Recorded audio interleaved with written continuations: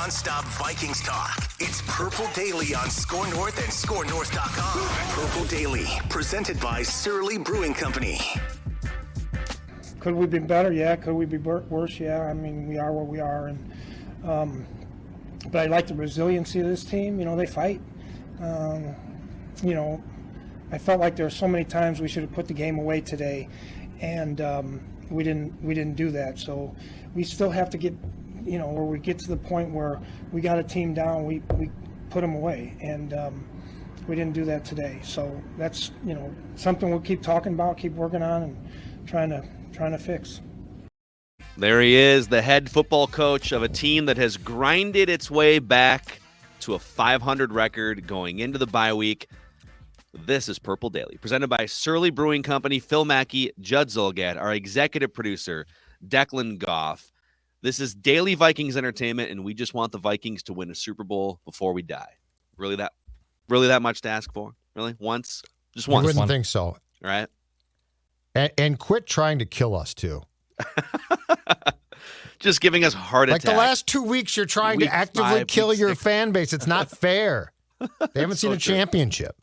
So if you're watching us on the Purple Daily YouTube channel, thank you. If you could click the subscribe button and the like button, it would help spread the word about this show, and it would give you Daily Vikings Entertainment in return. And TCL is offering a new lineup of award-winning TVs delivering the most entertainment with stunning resolution at an affordable cost. Enjoy more of the things you love with TCL. Declan, I'm going to have you hit the buttons here because I don't have access to my button bar today in this remote location. But before we get into the pie chart of praise, listening to Mike Zimmer talk there, I feel like what happens on Ventline, especially the last couple weeks, but more yesterday, we're sitting there and we're riding the roller coaster that the Vikings are putting us through.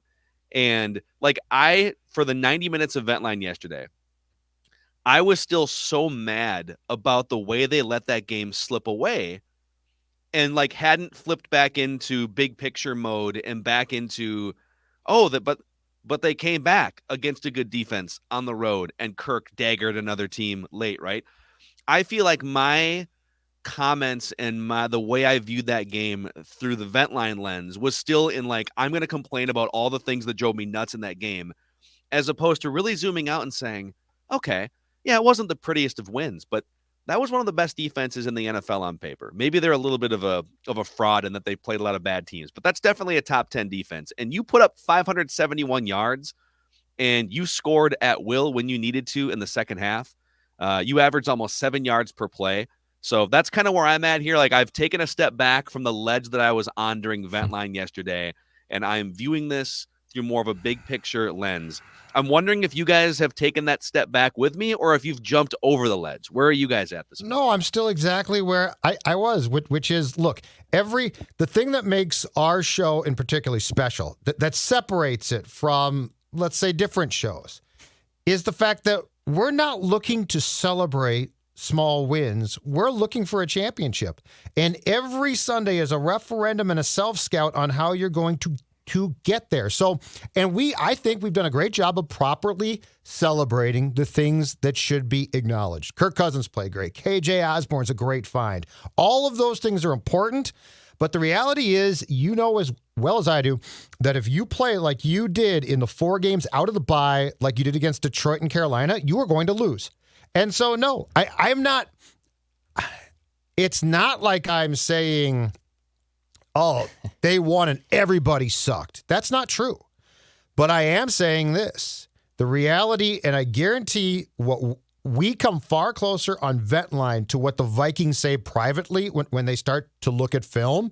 I guarantee you that what we're harping on is what they are as well. Because you know what? You're not going to get playing like you have the past 2 weeks. You might get wins against suspect teams, but you're not going to get anywhere near a Super Bowl. So I remain the same all of the time, which is I want to see as much excellence as possible. Bitching about everything. And that means, we talked about this. The last 2 weeks, there have been flaws in coaching. There have been flaws. I said on Ventline yesterday, the personnel here to me is not the problem. You've got a lot of very quality personnel. Are they being deployed the most effective way possible to give yourself a chance to win games comfortably? That FYI, you should. The answer is no. The question is why. The solutions are in front of you, and you're going to need to come out of the bye with the solutions, or else we're looking about a non-playoff team. We are actively looking to save Zimmer's job. And, I don't know if I go that far. Like Zimmer can. We're trying to help him. Zimmer's job can live and die however. No, but what we're saying, organically. If Mike watches this show, he has a better chance to save his job than if he doesn't. I have 1 foot off the cliff, guys. and Zimmer's coming with me. That's how this is working. You're coming with me. That's a very discouraging way to look at life. Oh, I know. Yeah. So negative. Sports. Well, I think. All right. Well, let's get into the pie chart here. Right. Pie chart of praise when the Vikings win. Now on Mackey and Judd. You wanted better charts that you could see the fine print on. The pie chart of praise. You should be singing his praises. And let's start with Mr. Efficiency himself when it comes to pie charts. You want to talk about self-scouting, okay? This is a man, Judd Zulgad. Judd Zulgad, presented by Surly and Livia, that once did a 14.5-minute pie chart off of a preseason game, and he has self-scouted and found a sweet spot of like 5, 6, 7 minutes. Yep. Demand excellence. Here he is, Judd Zulgad. Exactly right. Okay, we will start at the bottom with the play clock running. We will work our way up as we always do. We again will present a pie chart, and I would say it's going to be about 5.5. All right, 10%. And by the way, pie chart of praise. This is about to be very positive. 10% defensive line. 4 sacks, and I know the Panthers line is suspect. Sam Darnold, as far as I'm concerned, just stinks, but that's fine. The Vikings had 4 sacks of Darnold on Sunday. They are now, at least through the early games, when I looked this up yesterday, tied for the National Football League lead with 21 sacks after having 23 all of last year. They are 2 sacks away from equaling their 16-game total of 2020. 10% defensive line. Kudos. The run defense isn't where I would like it to be, but you're getting to the quarterback, you're getting sacks. A lot has changed there because you now, again, have personnel that is good. 10%, I'm going to give it across the board to the 3 receivers, Thielen, Osborn, Jefferson. Now, Justin Jefferson didn't have as good of a day as we expect because we basically expect greatness. KJ Osborn, I mean, what more can we say? KJ Osborn's fantastic. He's been great. Really good. Thielen comes back from a game in which he had 2 receptions on the last drive to catch, 11 balls? Your receivers, they balled out yesterday, 10%. I think I'm just looking at the numbers here. They're all 3 on pace for it. Like Jefferson's on pace for well over 1,000. Thielen's on pace for 1,000, and Osborn's on pace for over 800 yards. Yeah. So, I mean, we'll see if they can keep the pace up, and there's an extra game, 17th game, but the numbers these guys are on pace to put up are pretty ridiculous. Yep. 10%, Dalvin Cook. All right, so he played hurt. I thought that he probably played too much, but the final stats are hard to argue with. 140 yards, 29 carries, a touchdown. When Dalvin Cook plays, the nice thing is it loosens things up, because teams are going to be more concerned about him than they are, Madison or a different back. So, Dalvin Cook, you get 10%. And that leaves, and now people are probably like, well, Judd, I mean, those are small pieces of pie. Don't those guys deserve more pie? Don't they deserve bigger slices of the pie chart of praise? No, they don't. And you know why? You know why? Because, ladies and gentlemen, the team and athletes control the narrative, not the people that pontificate about it. Say his nicknames. This man. Acknowledge me. Acknowledge his nicknames. I don't really want to. That's your shtick. Say one of them.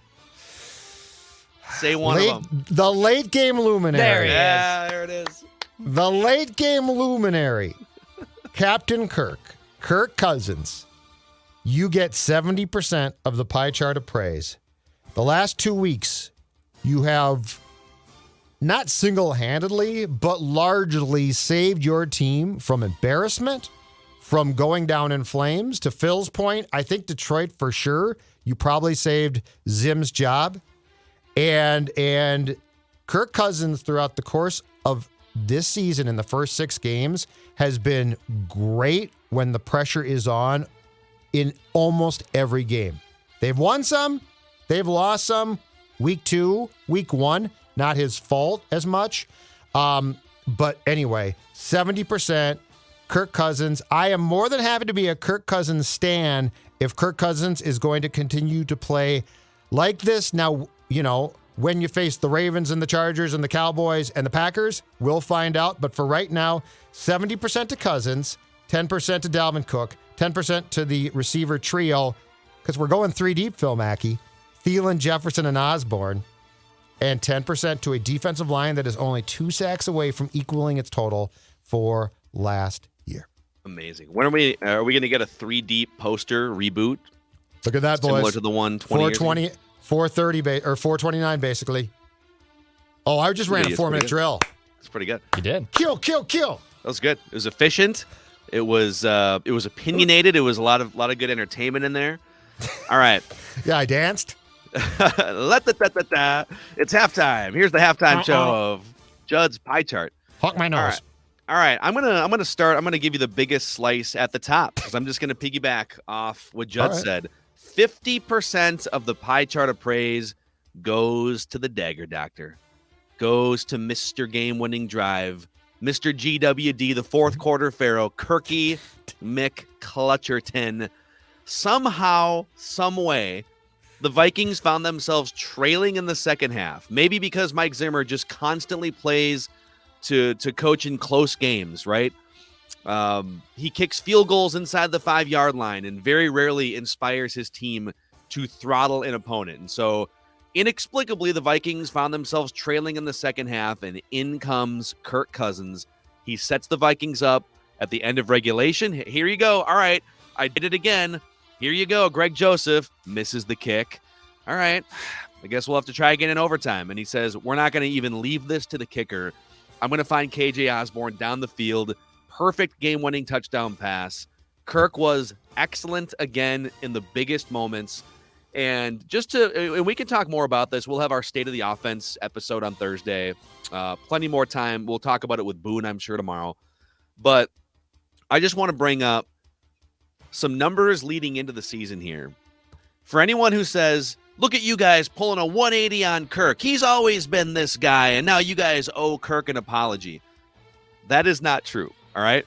Kirk Cousins, in the final 4 minutes of fourth quarter overtime leading up to this season as Vikings quarterback, so 3 years of Kirk Cousins in moments where you're trailing by 2 scores or less, late in the fourth quarter overtime, the opposing team knows you're going to pass, and it's all on you to figure it out.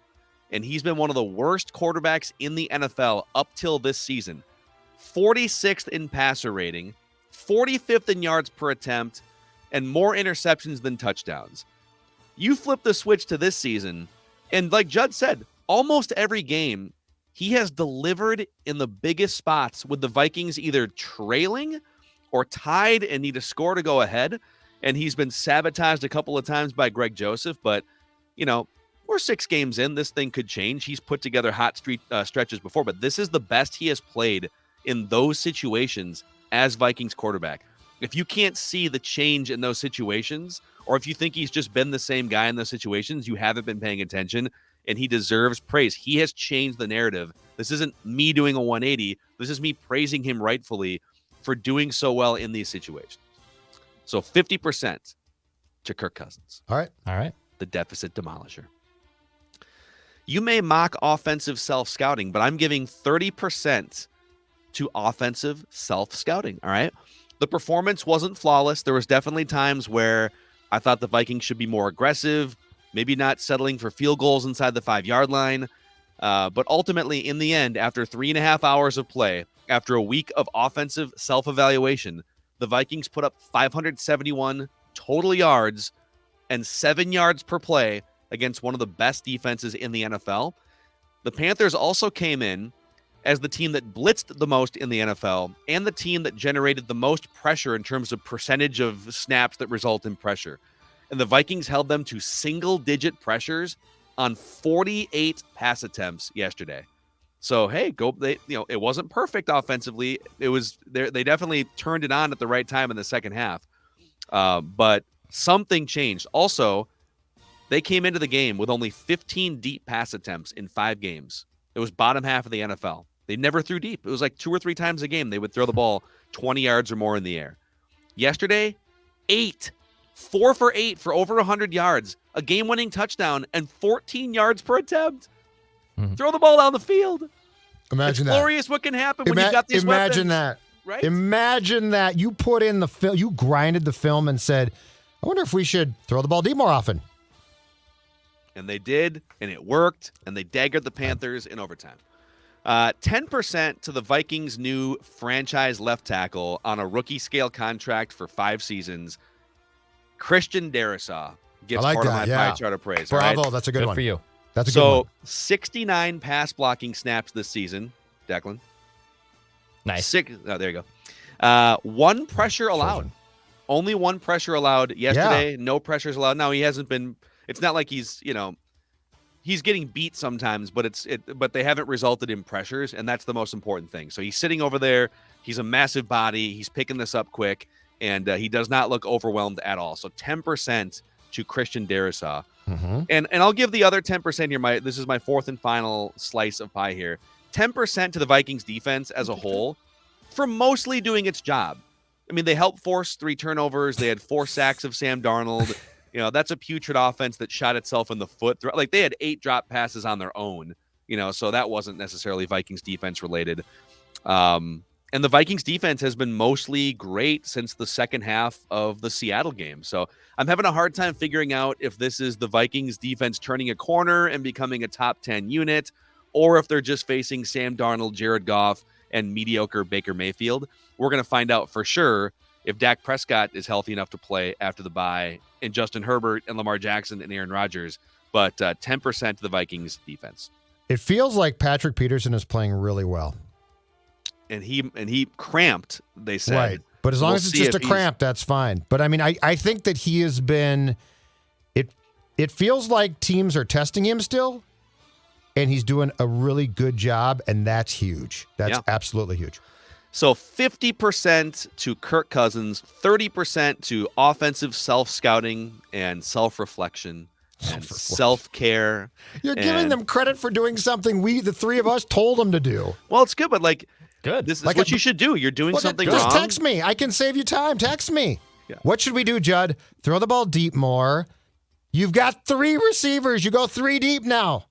Go get the Moss Carter Reed poster, Clint Kubiak, stick it above your bed, and realize you got 3 guys that can play now. And they did, and it's working. I'm sorry. It just frustrates You're me. adding to his pie chart times right now. You're sabotaging him. 10% Christian Darasaw. No time? 10% Vikings defense for mostly doing its job. All right. 6 minutes, 7 minutes. 6:58. All right. But 50 seconds of that was Judd on the soapbox. The goal is not to get through this as quick as possible. That was very solid. You were like the referees yesterday. You had your own huddle to just waste time over the football game. His Darasaw point was a great point. It needs extrapolation on. No, it's great. It's fantastic. Amazing. I didn't think of Darasaw. I should have probably. And Declan Goff, your pie chart of praise. 2 minutes. All right. Here we go. No, I don't know if I'm going 2 minutes because I have 6 pieces of pie. Nice, I have 6 pieces of pie to hand out today. Pie. As from the bottom as I go my way up. You can't have pie without Cool Whip. Cool Whip. I'll start at the smallest part. The smallest part with the Cool Whip. The Cool Whip of my pie chart of praise for this little 5%er is to Chris Herndon. Chris Herndon finally showed up. Yeah. He catches a touchdown. He plays 22 snaps. Actually, yesterday, Chris Herndon was the 3rd highest graded player on the Vikings offense. He had a 76.6 grade. He played 22 snaps? He played 22 snaps. I know, I didn't really notice him out there Hard a lot. to see on TV. 24. Put some respect on Chris Herndon's name. Okay. 24 snaps. That was 27% of the offensive snaps for the Vikings, but a solid grade, catches a touchdown, doesn't commit a penalty, does the one thing. Chris Herndon, get a little Cool Whip on my pie chart of praise for 5%. Mm-hmm. Next, Christian Darasaw, 10%. Christian Darasaw comes in with his first start, plays very, very well. He had a 70 pass blocking grade. That was the best on the Vikings offensive line yesterday. Not bad for a rookie, dude. He had the best pass blocking grade of any offensive lineman for the Vikings yesterday. He finally is now healthy. He finally gets the keys to the left tackle position. Rashad Hill, I know he got hurt on the special teams play. This should be Christian Darrisaw's spot for the rest of the season and hopefully for the next 5-10 years managing the Vikings offensive line. Christian Darrisaw deserves 10% of the pie chart of praise. 15% to the Vikings defensive line for getting after Sam Darnold and that putrid Panthers offensive line. I mean, it just goes to show what Danielle Hunter can bring and what these other players can bring. For God's sakes, James Lynch, dude. James Lynch coming out of nowhere with a big sack yesterday. Dalvin Tomlinson with half a sack. Anthony Barr with half a sack. 4 sacks total for the Vikings yesterday, and a lot of that comes from the pressure they're getting on the defensive line. 4 quarterback hits. They're actually pressuring the quarterback this year. Most sacks in the NFL. You got to love what the defensive line brings. So 15% to that defensive line. Similar to Judd, I'm grouping the Vikings receivers as a whole in my pie chart of praise. So 20% to the Vikings wide receivers. Yeah, you have a new 3 deep, dude. I don't know if KJ Osborn can get to 1,000 yards, but he's been reliable on third down. He catches a big-time overtime game-winning touchdown. Shades of Stephon Diggs throwing that helmet in the air.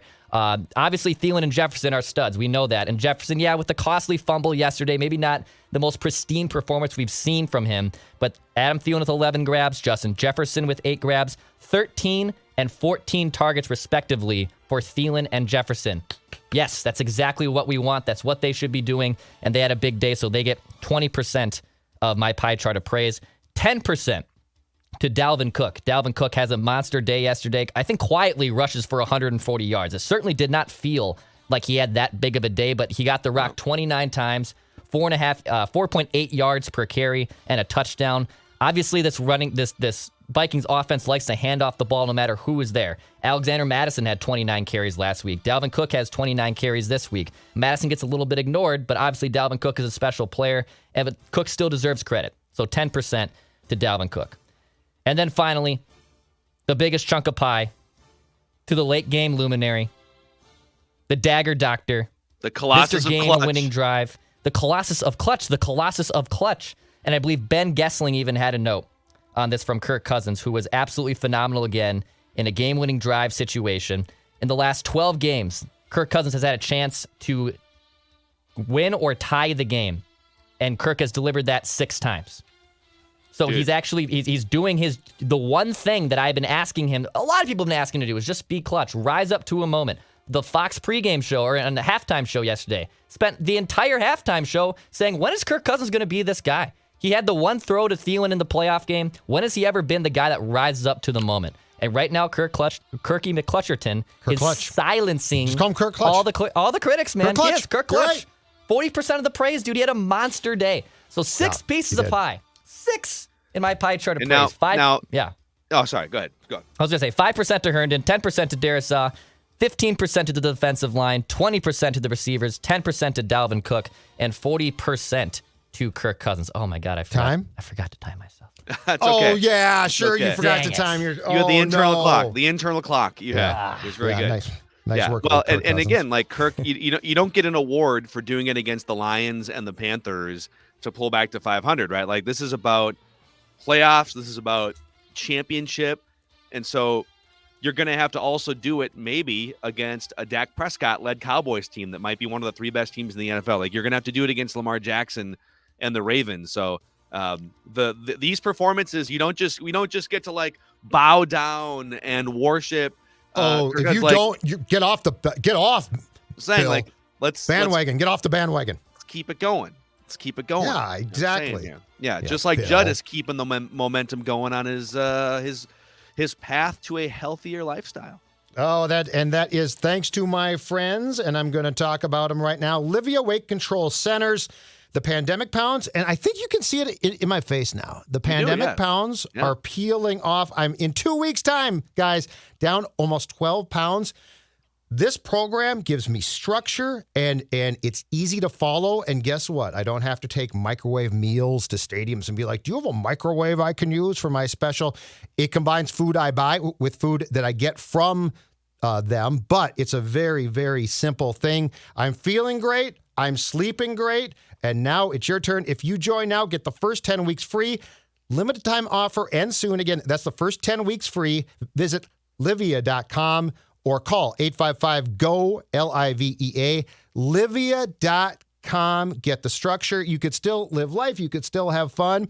But a lot of us gained weight during the pandemic. A lot of us need to lose that weight now. And livea.com is the place to start. And tell them Judd and Score North sent you because it helps us too. We appreciate that. Awesome. And the good news about Livea is they still let you drink beer. And so, Surly, Judd, you must be furious about something here. Oh, brought to you by our friends. Chart of praise. Exactly right. Brought to you by our friends who, of course, sponsor all things that have to do with Purple Daily. Surly Brewing, to Phil's point, furious.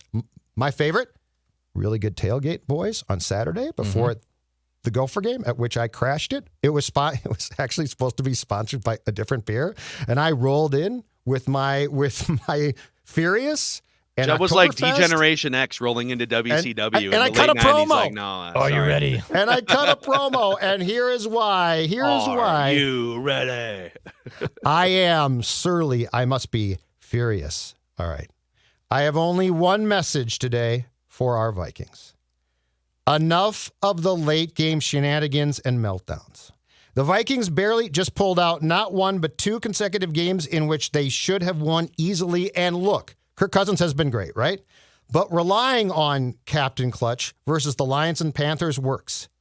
Is that going to work against Dallas? Is that going to work against Baltimore? Is that going to work against the Chargers, against the Packers?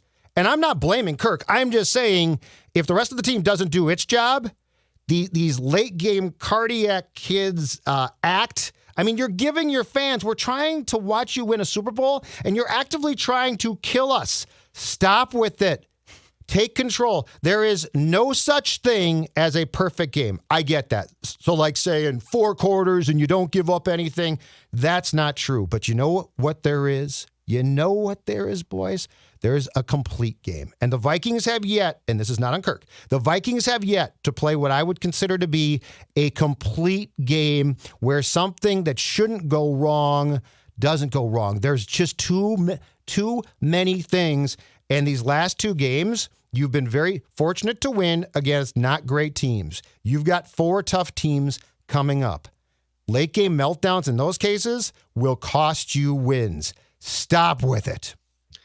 Judd Zulgad. Surly, he must be furious. Don't want to have a heart attack. It's a good segue, too, because we also, we're very fair and balanced, if you will, on this show. And so when the Vikings win, we do pie chart of praise, and we balance it out with nitpicks, things that we would like to see different, right? And when they lose, we do pie chart of blame, and then we balance out with silver linings. So to Judd's point about the Vikings just constantly being in these late game grinder situations. Yesterday in the NFL, and I brought this up on Ventline, that the Vikings just seem incapable of stomping out an opponent, right? You got the Lions at home. You did. Stomp them out. You got the going into this Panthers game, this was not the Vikings were favored, but this was not supposed to be a stomp them out game until the Panthers started dropping 8 passes and just turning the ball over at will. And the Panthers did not show up to win that game offensively at all yesterday. And the Vikings offensive line was holding off the Panthers' vaunted defensive pass rush. So literally everything you could possibly script to be perfect for the Vikings yesterday played itself out in the first 2 or 3 quarters, and they're still losing. And it makes no sense. And so I was just kind of curious. Yeah, I just kind of went back the last couple seasons.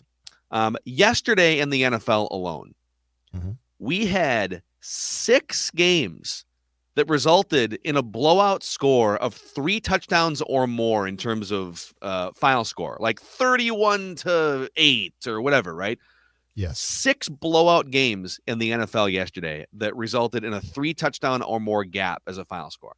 Yes. Over the last 27 games, the Vikings have only taken 1 20-point lead or more, period. Forget about final score. Over the last 27 games, including the 2 playoff games at the end of 2019, I'm going to repeat that. The Vikings have only taken 1 20-point lead or more over that time. And it was at home against the Lions last year.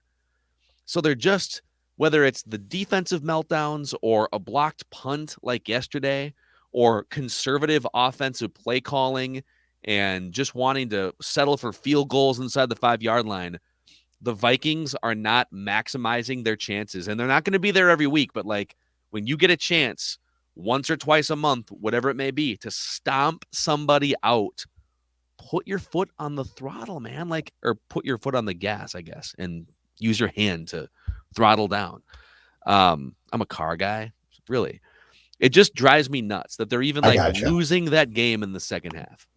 So, yeah, that's my nitpick, that Mike Zimmer coach teams are just a gravitational pull toward close, muddy, no reason to be in that situation yet. Totally fair. Totally fair. Here's mine. And again, it's nitpicks. So it's small things. Like this is not major, but I think it's indicative of how the Vikings think. And I'm not saying that this player is not valuable, but I'm saying I think there was more room here. My nitpick is this. Dalvin Cook, really good day, and is really tough kid. Had missed 2 of the past 3 games, played in this game, and the Vikings were like, we're going to ride him. If you trust Alexander Madison enough to give him the amount of carries that he has when Cook is out, when Cook is clearly not, I mean, he cannot turn the corner consistently right now. I don't think he can put his left foot in the ground and plant well. And look, he sprained his ankle. That's a problem. I don't understand why, in that case, Madison ends up with 3 carries for 10 yards. Like 3 carries? Really? He can't have 10 carries? Cook is your bell cow. He is your star. You pay him well. If he plays in a game, he should have more touches and carries. I agree. But nitpick-wise, there's a lot more teams now going to at least semi-2-back systems. And I guess I don't get, with the bye coming up, why you wouldn't just take about 10 carries off of Cook and give them to a guy who you deem, when Cook is out, to be incredibly capable of carrying the load. And so my nitpick is Dalvin Cook is still the focal point of the run game, but I think that there's far more room to share. And when Dalvin Cook is banged up and is about to get a week off, it shouldn't be, let's ride him more. It should be, how can we get him into the off week to recover as healthy as possible? That's my nitpick. It did work yesterday because he was very effective. This is probably, I had to go back and see, but this is probably the most offensive snaps the Vikings have had in a game for sure this season, right? They had 4, right? I mean, that's a ton of snaps. Yeah, I'm sure it's the most. It might even be the most they've had in years. Maybe we can look that up between shows or something. But all right, Declan, what's your biggest nitpick from yesterday? I'm just out on Garrett Bradbury. I'm so sick of it, dude. Like, it's year 3. He can't pass block. A 32.7 pass blocking grade yesterday. Ooh. The dude was a 4-year starter at NC State, go Wolfpack. And for God's sakes, like, if you're not going to be this big blocking guy, if you're not going to take steps forward, this is the end of Garrett Bradbury. Like, do not pick up the 5th-year option. Look to find a more competent center in free agency or the draft. I don't care where, but don't also reach for someone who is clearly not going to be a good pass blocking guy. They reached for Garrett Bradbury. And yes, he's fine in the run game, but I need a center who can pass block. And watching Garrett Bradbury get absolutely bullied for now 6 straight weeks, and honestly, the last 2.5 years, because he's in year 3 with the Vikings, I'm just out on watching Garrett Bradbury, dude. He can't pass block. Find a new center this offseason. They're going to have to, right? Like, it's a problem. And it's another thing, if you're looking for reasons, and it's valid, like if you're looking for excuses for, the lack of team success over the years with Kirk Cousins as quarterback, well, get him a real center. Peyton Manning had Jeff Saturday for all those years. Now, maybe Peyton Manning made Jeff Saturday better than Kirk Cousins can make Garrett Bradbury, but like Jeff Saturday was a better player. Matt Burke was on this team for a decade. Those 90s quarterbacks had Jeff Christie. So Garrett Bradbury is not upholding a long line of great play at center. The Vikings have had great play at center. Mick Tingelhoff for 20 years, right? He's just too small. He's too small. Can't do it. I gotta give you another one here quick too. I just felt like, God, Mike Zimmer, for as tough of a guy as he comes off, right? As much as he talks a big game about toughness and he's grizzled and ornery, he really does coach scared and cowardly sometimes. Like yesterday, the Vikings are up by 8 points, 2.5 minutes to go. They're trying to close out this game. It's 3rd and 8 from the fringe of field goal range. It's like a 50-yard field goal, and they hand the ball off instead of trusting Kirk Cousins in that spot. And I do think that Mike tends to lean like I'd rather, like whether it's Kirk or Case Keenum, like he'd rather run the ball in key situations so that his quarterback can't screw it up. But you've seen his running backs fumble in big spots. Seahawks that wasn't a fumble, but not get the yard. This year was a fumble against the Lions last week. Yeah, absolutely. So you go with sort of a cowardly play call. By the way, if you just put the ball in Kirk's hands there, more likely than not, based on the game he was having, he probably completes a pass for a first down, and now you're just running. Now the game's basically over. So instead they run the ball, they lose yardage, and so now it's 4th down, and you have 2 choices. So he's already made one sort of cowardly play call, but now it's 4th down. You can attempt a 54-yard field goal to end the game, essentially, or you can punt the ball because, I don't know, we might not be able to make the field goal, so let's punt and make Carolina go the full field because I trust my defense. Well, first of all, Carolina did go the full field, and they did get the 2-point conversion because that's just what happens in the NFL. Even if your quarterback, Sam Darnold, like defenses start to play back a little bit more. If you trust your defense so much, kick the 54-yard field goal. If he makes it, the game's over. But if he misses it, you trust your defense. It's great. Now they still have to go 60 yards and get a 2-point conversion. Or on 3rd down, pass the ball. Your quarterback would be the primary option. Yeah. I mean, running the ball on 3rd. Your receivers are damn good. Yes. Here's the other thing, all right? So, like, on that play, on that 3rd and 8 play, so he showed you on the next play, it's a 4th down, and it's a 54-yard field goal, and he's telling you, Mike Zimmer, I don't trust Greg Joseph to make a 54-yarder because he already missed a kick. So, if you don't trust him from 54, do you trust him from 48 or 49? Like to me, he just doesn't trust Greg Joseph in that spot. So all the more reason to not hand the ball off with a 50-yard field goal on 3rd and 8. What are you hoping happens? I guess he hopes it's a 10-yard run for a first down or something. I don't know, but it's like he doesn't have any actual formed strategy. He's just like making decisions on a whim, play by play, and it's sort of concerning to me. And they're cowardly decisions oftentimes. Yep. So it's my second nitpick. Said to get that off my chest there. Mine is this. To playoff Dex's gripe. Oliudo, dude, clean it up. What, 4 penalties? I like what he's done. He's being asked to make a transition that I contend is pretty tough from tackle to right guard. But you can't play like you did yesterday. And again, expect to beat good teams. Like you can't be taking, I think it was 3 or 4 penalties in that game alone. So I think it was clearly his worst day in the first 6 games, and he's done a nice job for the most part. But clean that stuff up, because if that happens against the next 4 teams, it's going to cost you pretty badly. Yeah. All right, Dex, you got anything else to get off your chest here, Dex? Just Greg Joseph, just do the one damn thing you're asked to do. Please just make get him on the right hash, Declan. I told you that. I thought you said left hash. No, the correct. I'm sorry. The correct hash? By right hash. Get him on the correct hash that is for him. He wants absurd. I'm sorry. He wants left hash. No, it's actually not. It actually makes sense. Watch his kicks. Watch where they go. If he was kicking from the left hash, which I believe he did when he hit the 54 yarder, it would have hooked back in. That's a make.